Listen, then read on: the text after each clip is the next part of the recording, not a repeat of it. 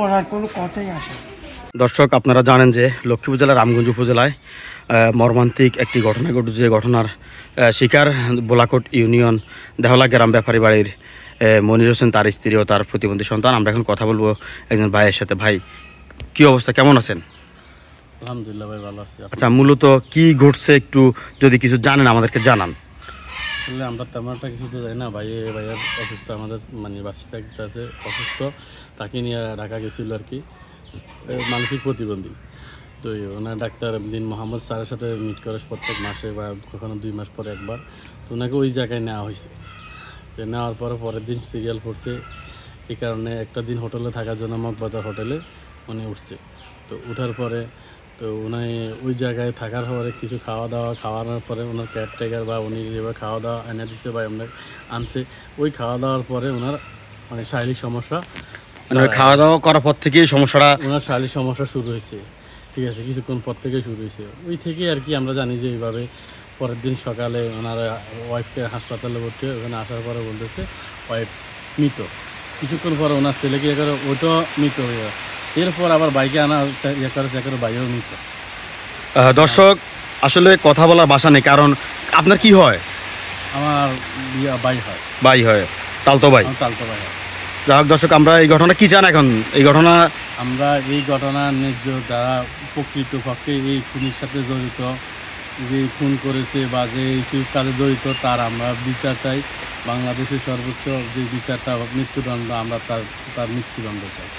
দর্শক, মা পাবে না সন্তানকে, সন্তান পাবে না আর তার মাকে। আসলে এই দেখতে পাচ্ছেন আপনারা, সেই 3জন লোক এই মুহূর্তে শুয়ে আছেন।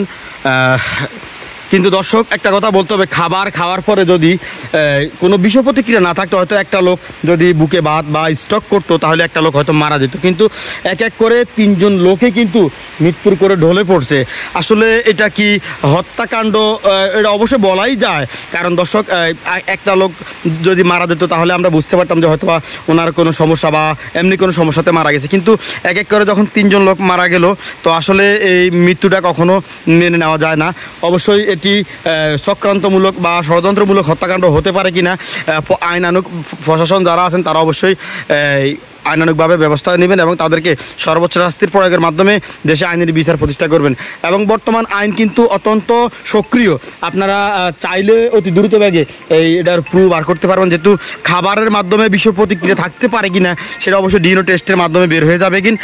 দর্শক, আমরা আছি লক্ষ্মীপুর জেলা রামগঞ্জ উপজেলা 9 নং ভোলাকোট ইউনিয়নে আলোচিত সেই 3জন ব্যক্তিরা, এই যে দেখতে পাচ্ছেন বাপ মা সন্তান 3জন শুয়ে আছেন, কিন্তু পৃথিবীর বুকে নয়, কবরস্থানে। দর্শক, তবে একটা কথা বলবো, ভোলাকোট ইউনিয়নে আসার পরে মনির ভাইয়ের মতন মানুষ আসলে যার জন্য ভিক্ষুক হতে শুরু করে কুলি দিন মজুর সবাই কান্না করতেছেন, কারণ এমন একজন মানুষ আসলে অত্র এরিয়ায় ছিল না, যে গরিব মানুষের বন্ধু, পরম বন্ধু। যে কোনো সমস্যার সম্মুখীন, আর্থিক সমস্যা, গরিব মেয়েদের বিয়ে হলে কিন্তু মনির ভাই এগিয়ে আসতেন বা আর্থিক সহযোগিতা করতেন। এমন একজন মানুষের সাথে এমন নির্মম পরিহার ঘটনা ঘটলো। দর্শক, এটা আমরা কেউ কামনা করি নাই। আমি আশা করি দেখতে পাচ্ছেন লক্ষ্মীপুর জেলার রামগঞ্জ উপজেলায় এই মুহূর্তে আমরা আছি দেহলা গ্রামে। এই হত্যাকাণ্ডের সাথে যদি যে জড়িত থাক না কেন, তাদেরকে আইনের আওতায় এনে সর্বোচ্চ শাস্তি প্রয়োগের মাধ্যমে আইনের সুবিচার প্রতিষ্ঠা করার জন্য প্রশাসনের কাছে আমাদের অনুরোধ থাকবে।